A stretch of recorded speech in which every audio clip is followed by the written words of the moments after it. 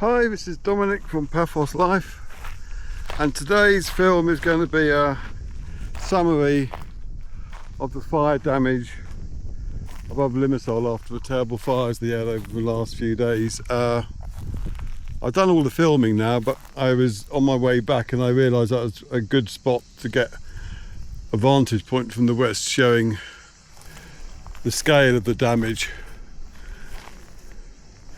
I'm approaching Pakna now, on the way to Avdamu and Pizuri.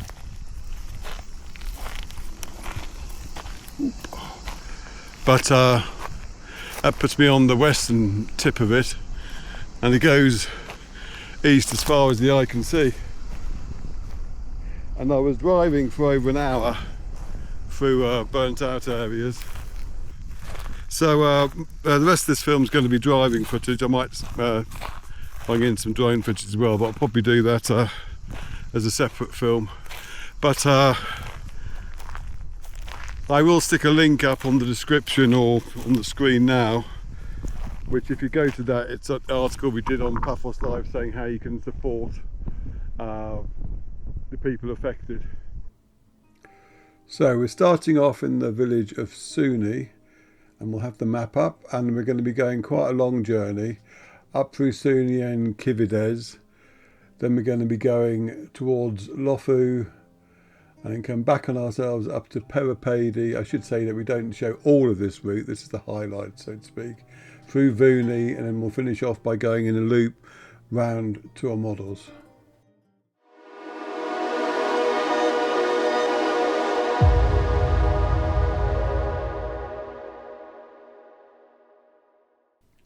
Yes, the full film is about an hour and a half long, so I've cut this down to about 20 minutes. So in Sunni you can see various villas have been damaged. I'm going to take you little bits from various places in the village. It amazed me that like some villas get wrecked and others right next to them seem to survive unscathed. I guess that all depends on how the wind's blowing at any one particular moment and whether you're there.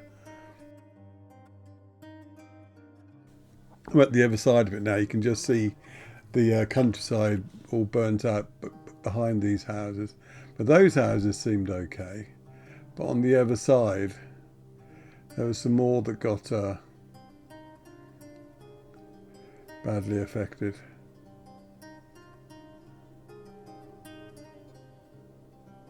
Terrible. I mean, imagine that being your home.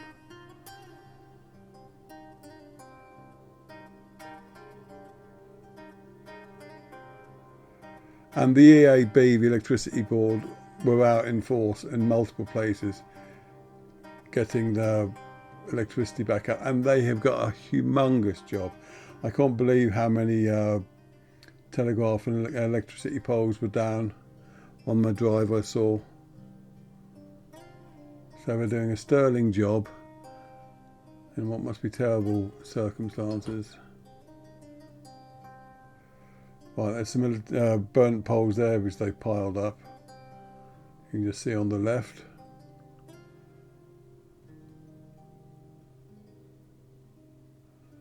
And we'll go to another part of Souni.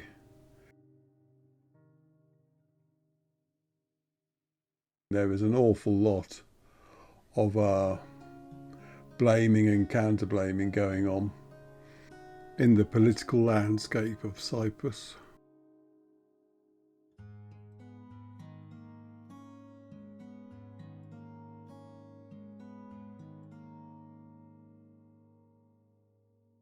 There's some more houses terribly burned. One story I did see in the papers, unrelated to this, was that the deputy mayors of the Karmas and Polis have been highlighting that the cabs fitted with firefighting equipment and given to the various villages that are there have been repurposed, which, if it is the case, is a scandal. Because fires, it's not a question of if they happen, it's when they're going to happen. And if you do that to what's supposed to have been provided to save you, then you'll see stuff like this and worse. Now we're coming to, I've been down this route a few years ago, and there weren't anywhere near as many houses there in those times. It was one of the ways of getting to the abandoned ranch. I've no idea what state that's in. But it's interesting because there is a church down here, and that was burned as well. I say that's interesting because one of the weirdest comments I saw on social media with regards to these fires was that it was God's judgment on evil people. And well, all I would say to that is, first of all, the churches went up too, so how do you explain that? And I think you also need to pay a bit more attention to the scriptures you like to quote. But I'm not going to get into any more of that because it's pointless even giving. There's the church I was referring to just over there. Anyway, we're back on the main. We're back heading towards the main road again now, still in Souni.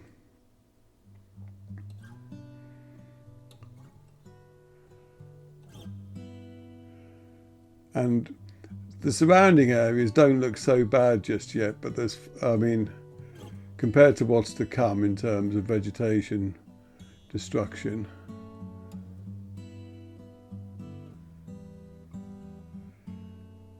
it's going to be a bit of a shock.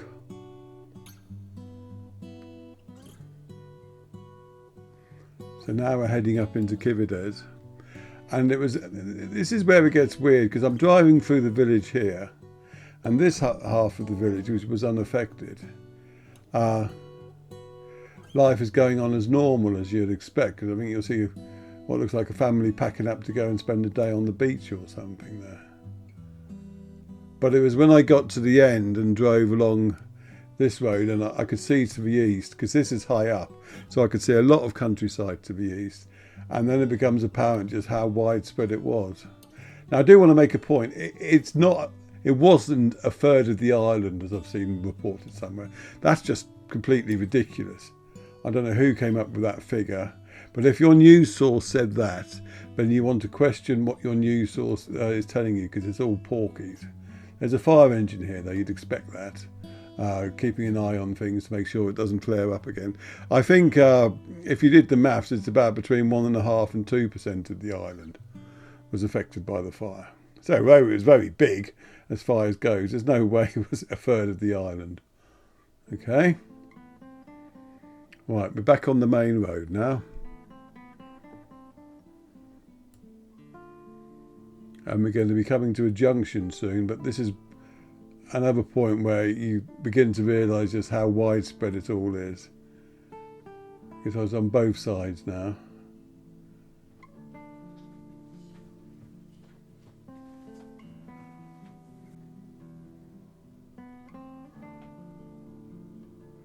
It's just sheer devastation.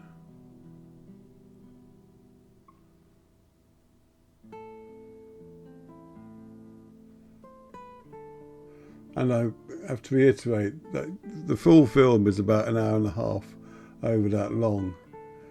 And I've edited out an awful lot just so that it becomes more manageable. I will publish the whole thing at some point because it might be useful for anybody who's got property out here and is away from the island at the moment.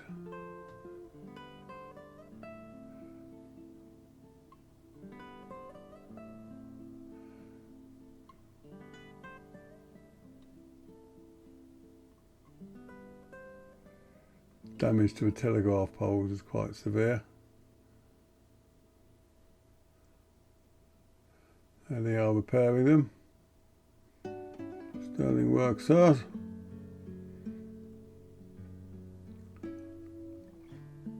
It looks like a huge bomb's gone off. It's obliterated most of the countryside. It never ceases to amaze me how you get the odd tree that's still there though. Now we're coming up to the turning for Lofou.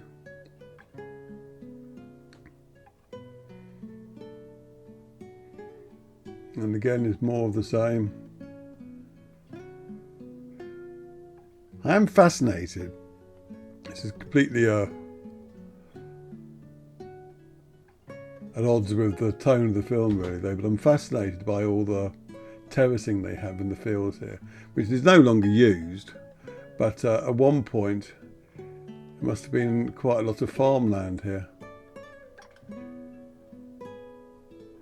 In one way, I guess it's a shame that it's no longer used, because had it been cultivated farmland, it wouldn't have burned so easily.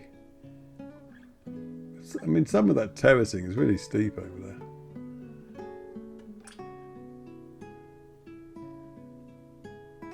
But it's all over the terrain in this part of Limassol. Now, I remember driving down here when it was all verdant and green. What a pretty little gorge area it was.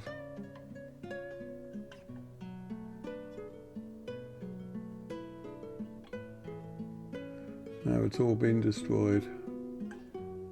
I mean, the countryside itself won't take that long to repair itself. I mean, the trees will obviously take longer, but the appearance of the hills will soon be back to normal in like 3 or 4 years, I'd say. I guess it depends on what they use to put the fires out with. If they use salt water, as they had to do up here at Polis, then it'll take longer. But from what I read, they did use water from the reservoir, but not. I mean, one thing it did stress it's not going to have that much of an impact on reservoir water levels, which are already perilously low anyway. So here's a junction we'll take. We're in, I think it's Ayos Ferapon at the moment, and we're turning right to head towards the road to Lofou. The villages seem to be, I mean, like, there will have been damaged buildings on the outskirts, but the hearts of the villages seem to have escaped most of the damage, which is good to see.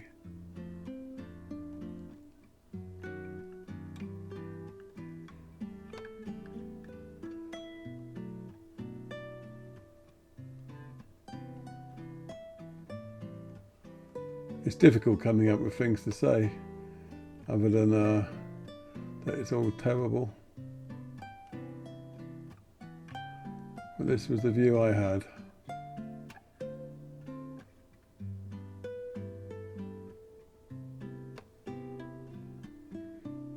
See, there's a little lookout or picnic spot over there that survived it.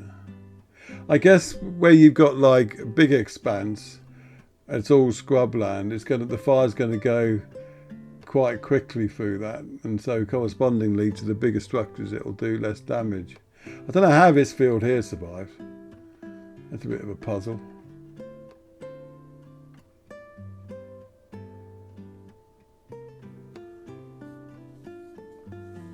But for whatever reason, it didn't burn like the rest of them. Anyway, now we're heading through Lofou itself.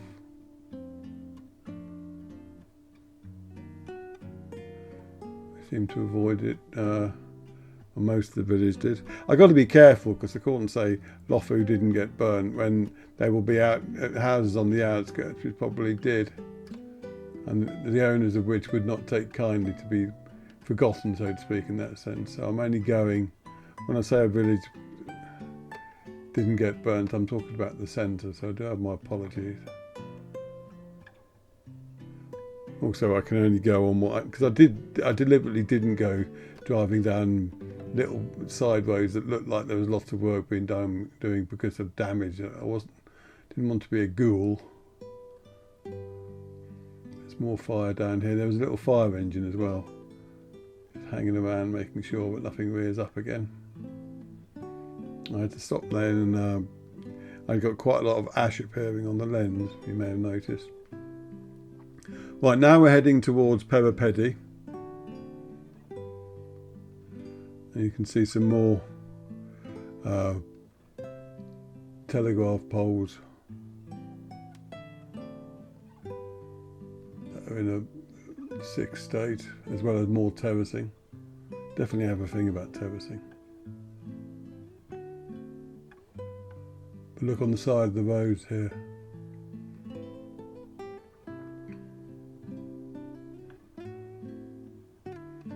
Definitely wouldn't want to be in the electricity board now. I mean, the electricity board get a lot of stick, but when it comes to emergency situations like this, they're really on the ball. But there's just so much to do here. I cannot stress.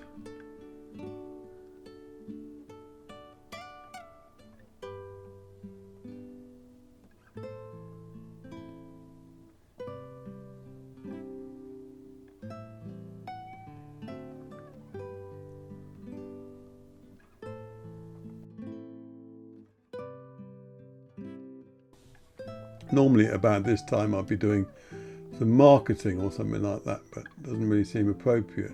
So I will say there'll be a link in the description which takes you to an article we did on how you can help fire damage or survivors. Realistically, if you're in the UK, it's going to be financial help, and there'll be bank accounts provided by the government and the Limassol municipality where you can send money to help. So please do if you can.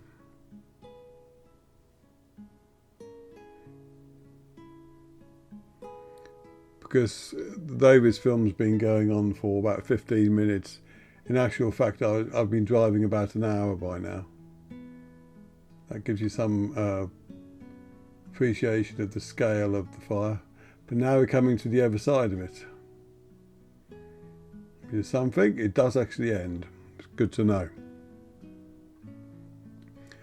And from here, we're going through Pera Pedi. And then we're going to be coming and heading back down towards Kivides again on a different road. See, this is what the countryside you just driven through, what it should look like.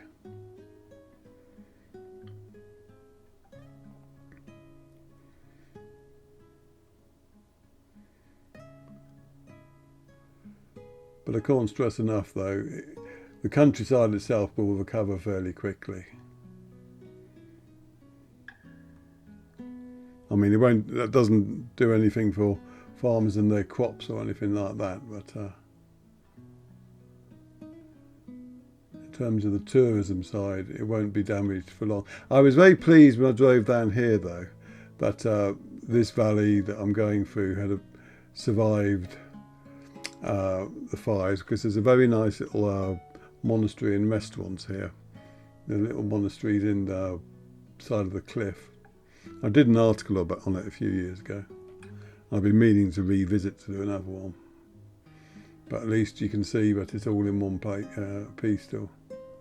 They must have been in terrible state, the people here, because they were right in the middle of it, but they got off scot-free luckily.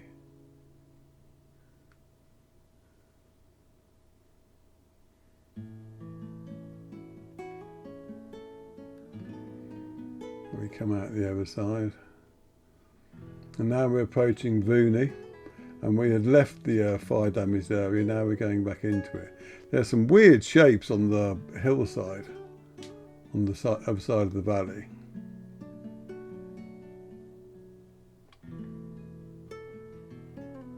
I mean, I don't know what that looked like. I can't remember the last time I drove down here what it looked like before the fires, but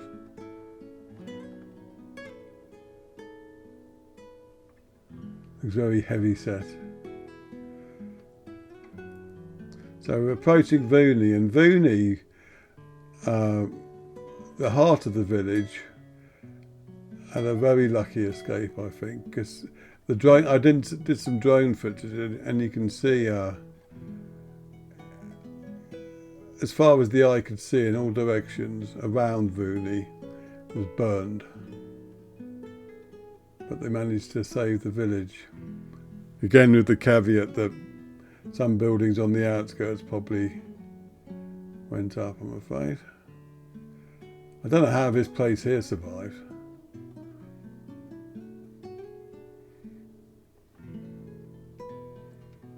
Perhaps there's nothing there to burn, it's just like a roof cover. I don't know.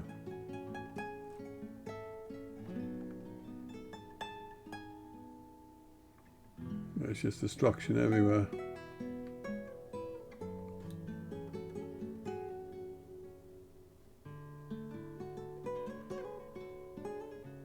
And again, the pylons are in a real state. Cables everywhere. I assume they turned off all the electricity around here.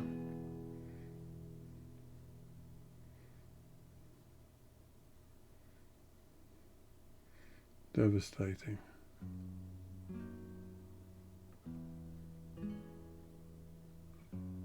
Another little fire truck. Good on you. And now we're going through Vouni itself.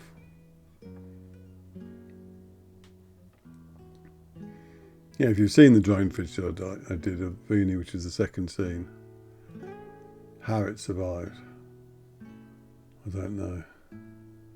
There's even buses running there now again.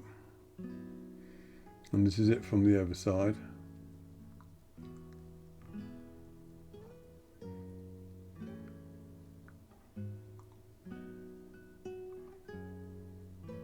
All charred and burned. Well, the countryside anyway.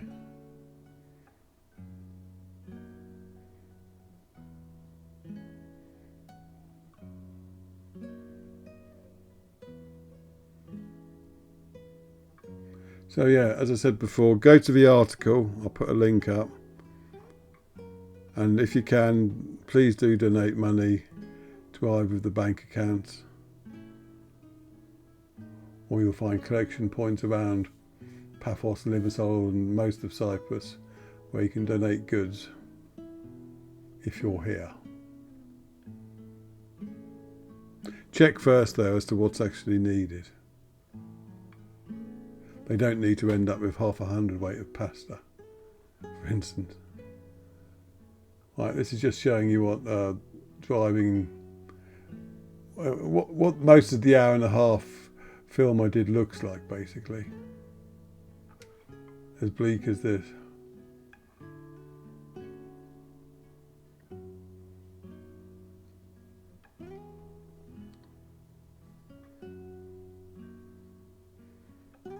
So yeah, I'll put out the full version of this as well. You're just coming up to returning for Avdemu, heading back up to Omodos now. Just so you know where we are.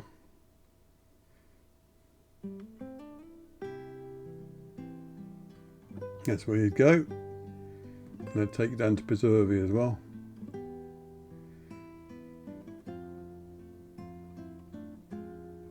We're on our way to Omodos. There was a car wreck here on the right, yeah. Hopefully no one was hurt in that, and it was just an abandoned car that went up in smoke.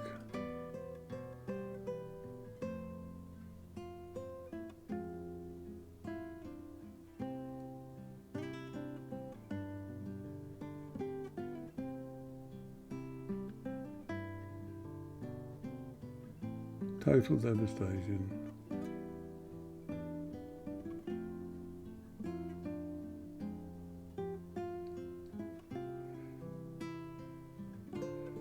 Now, fairly soon we'll be coming to Omodos itself. And I'm very pleased to say that that actually escaped the fire. It had a very close shave though.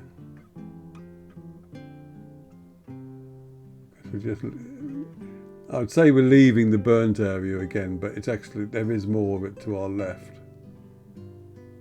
And it was that fact which nearly made them evacuate Omodos. But I don't think they did in the end. You can just see it on the left there.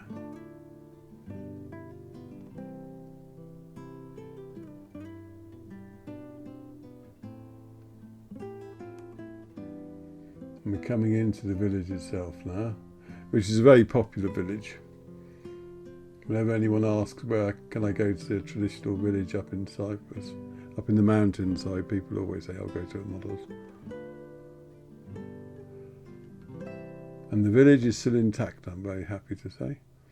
But you can see how close they came, not here so much because you can see it in the distance, but as the camera car park pans round, the hill in the background is all burned, and that was very close to them.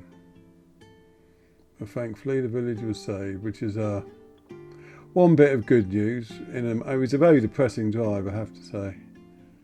Not the sort of thing I want to do again, but I thought it was important to show people so that they can help, and also to allay any of this third of the island was burnt nonsense and stuff like that.